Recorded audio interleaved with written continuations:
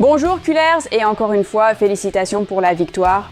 Je n'ose imaginer à quel point l'ambiance devait être joyeuse dans le vestiaire du Barça à la mi-temps.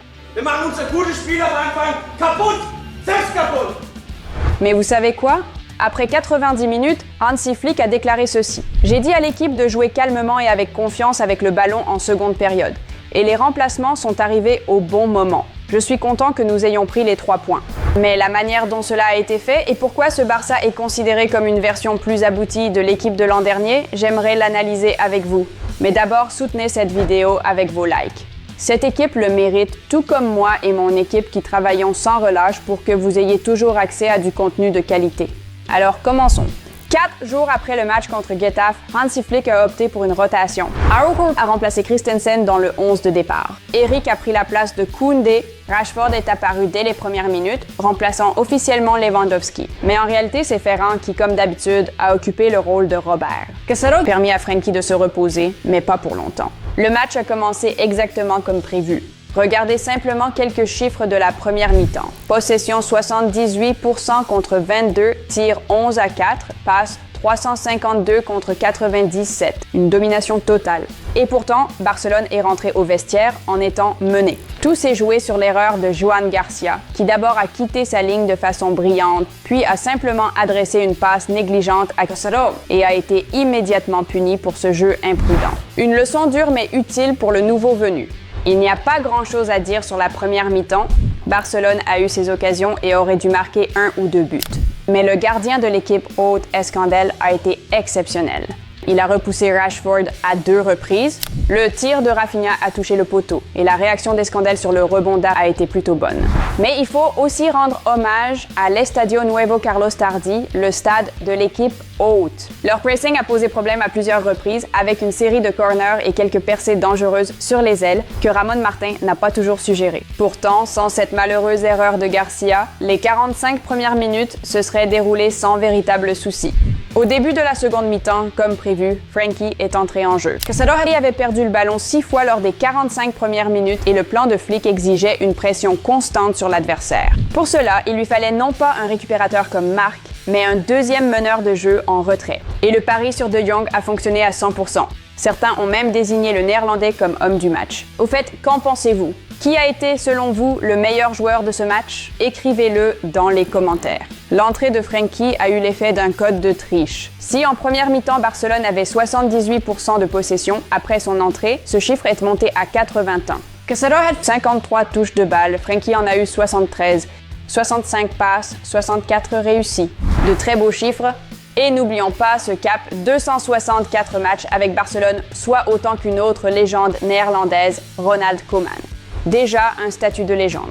En ce moment, Frenkie semble vivre l'un des meilleurs moments de sa carrière au club et il est très proche de signer un nouveau contrat. Certains supporters crient déjà « Donnez-lui un contrat à vie ». Et si vous voulez plonger dans toutes les statistiques de Frenkie pour ce match, chaque touche, passe et progression, vous trouverez tout cela dans l'application Barcelona Live. Toutes les analyses complètes, décompositions et informations en un clic sur votre téléphone. Ne la téléchargez pas? Le lien est dans le commentaire épinglé. Malgré toute ma sympathie pour Marc Cassaro, il faut le dire, Frenkie est sur une autre planète. Sa connexion avec Pedri rappelle avec nostalgie le duo Xavi-Iniesta, la façon dont ils glissent au milieu de terrain presque en dansant avec le ballon. Et en ce moment, on a l'impression que l'alchimie entre les meilleurs milieux de terrain du Barça atteint un tout autre niveau et il n'y a pas que le milieu de terrain qui s'est amélioré. Quelques autres éléments ressortent. D'abord, la ligne défensive haute. Lors des 4 derniers matchs, elle a été bien meilleure. Exactement ce dont le Barça avait besoin. Cela donne plus de contrôle aux défenseurs et réduit ces situations dangereuses où une seule passe laisse un joueur seul face au gardien. De toute évidence, les leçons de cette nuit catastrophique contre le Rayo ont été retenues. Flick a revu la structure et l'équipe paraît plus sûre, moins imprudente.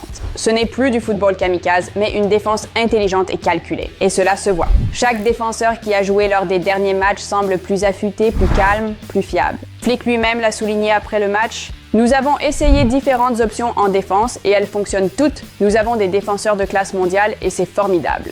Hansi a également souligné les progrès d'Araujo. Ronald montre son niveau. Cette année, il est meilleur que l'an dernier. Très impressionnant. Il a bien défendu. Ronald est un leader et très important pour nous. Ce but va l'aider à croire encore plus en lui.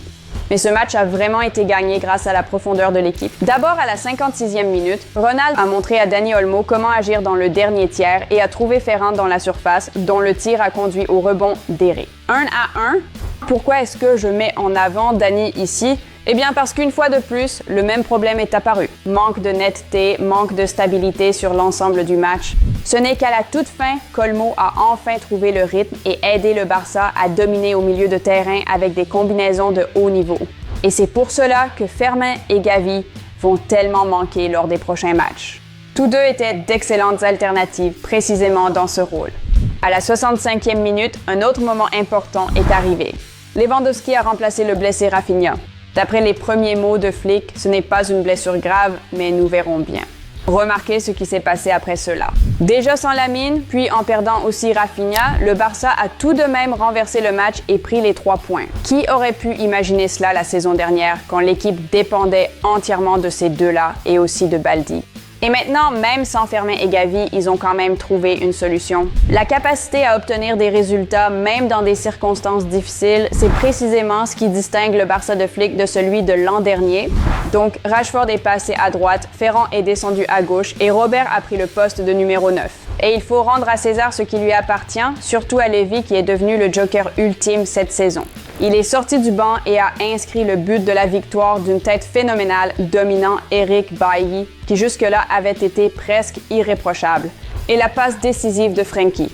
Du pur génie. Sur le ralenti, on voit Robert indiquer l'espace et De Jong a délivré le centre avec une précision chirurgicale. Ce but, un vrai régal pour les yeux. Une combinaison parfaitement exécutée. Et en parlant de plaisir, le match d'Éric Garcia. Homme du match selon la Liga, et c'est amplement mérité. Il a même terminé arrière gauche, la zone la plus problématique de la soirée après que Martin ait eu du mal avec les courses de Hassan. Eric est intervenu et s'est transformé en mur. Peu importe où il joue, arrière droit, défenseur central, arrière gauche, voire milieu défensif. Il est partout, un véritable soldat universel. Honnêtement, il commence à ressembler au nouveau Puyol, qui était lui aussi célèbre pour sa polyvalence. Globalement, il faut souligner à quel point Hansi Flick a bien géré ce défi. Au moment où j'ai vu cette expression sur son visage en première mi-temps, alors que l'équipe était déjà menée, j'ai su qu'il trouverait une solution. Tu sais que c'est fini quand tu vois ce visage, comme l'a tweeté un fan, et il est vraiment difficile de ne pas être d'accord. Le but tardif de Ronald Araujo a été un joli bonus, et enfin il y a eu une occasion de souffler. Parce qu'il faut être honnête, la saison sera longue, surtout avec le Real Madrid qui ne lâche toujours pas de points. Et Marcus Rashford, quel plaisir de le voir sous les couleurs du Barça. L'attaquant anglais s'est complètement remis à zéro et semble désormais de plus en plus adapté au jeu de l'équipe et à la compréhension de tous les processus. Et les chiffres le prouvent, un doublé contre Newcastle et une passe décisive lors de 3 matchs consécutifs de la Liga. C'est exactement le type d'attaquant universel que Flick avait demandé à Deco. Et Marcus a répondu présent à chaque poste. Ce nouveau Barcelone de Hansi Flick est une équipe complètement différente. Elle ne s'effondre plus après de grosses difficultés. Il y a plus de stabilité, elle sait comment revenir dans le match, se battre jusqu'au bout et gagner même dans les moments les plus difficiles. Et c'est pourquoi rêver en grand n'est pas qu'un simple vœu pieux. Avec Frankie, Pedri, Araujo, Rashford, Robert, Eric et les autres sur le terrain et avec un entraîneur qui n'a pas peur de prendre des risques, cette équipe est capable de tout. Et maintenant, c'est à vous, chers collègues. Qui a été le principal héros de ce match selon vous? Dites-le dans les commentaires. C'est toujours amusant de les lire et vous savez que je le fais.